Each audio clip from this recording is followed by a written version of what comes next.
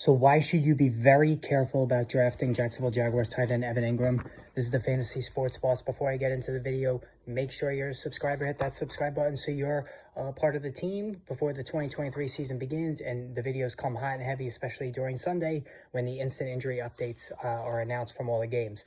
Now, as far as Engram is concerned, and listen, the tight end position as a whole this season is a little more deeper than usual. I think, there's a good, 10 to 12 options that I think can keep a team afloat all season and to a point where you don't have to mix and match every week. But when it comes to Engram, I'm more down on him than most in the fantasy football industry. But what I will say is that last season, on the surface, the numbers were terrific. So Engram last season, his first year with the Jaguars, 73 catches, 766 yards, 4 touchdowns. He became a safety valve for ascending quarterback Trevor Lawrence. Stayed healthy for the first time in his career, and that was what dogged him with the Giants. He came out as a rookie, played very well, and then the next couple of seasons really just were disappointments because he just could not stay on the field. And also drops more passes than you would like to see.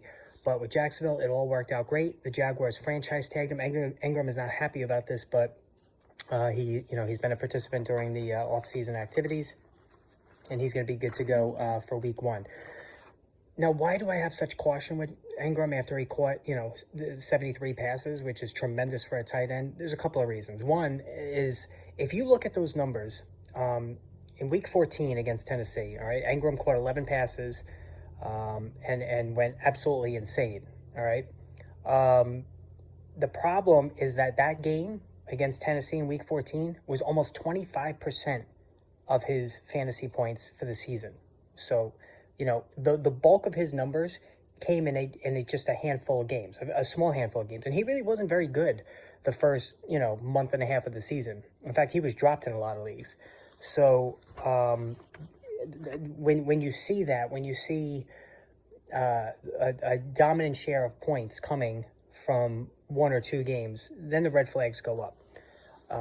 The second issue is, and which is also a big one, is Calvin Ridley. So Calvin Ridley is a wide receiver 1. He was a wide receiver 1 with the Atlanta Falcons. I know he's had a long time off, but he's had a full off season to acclimate to the offense. He is an alpha male receiver, and he also is a big red zone target. He was a big red zone guy in Atlanta. Remember, Julio Jones caught more passes, but Ridley caught more touchdowns when he was with the Falcons and with Julio Jones. So you add Ridley to Zay Jones and Christian Kirk, and then Travis Etienne out of the backfield, who's a very capable pass catcher. That's a lot of mouths to feed. That's up to 5 guys that are going to have to fight for catches. So 73 catches. And I didn't even mention the fact that I cannot see Engram staying healthy for the second season in a row like that. It's happened once in his career.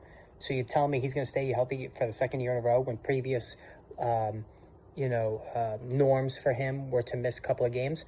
So that's 3 red flags right there for Engram. And when you have that many, you want to take a pass. So in terms of where I have Engram ranked, I have Darren Waller clearly ahead of Engram. I would take Waller over Engram. I would take Pat Freiermuth of the Steelers ahead of him. I would take Dallas Goedert ahead of him.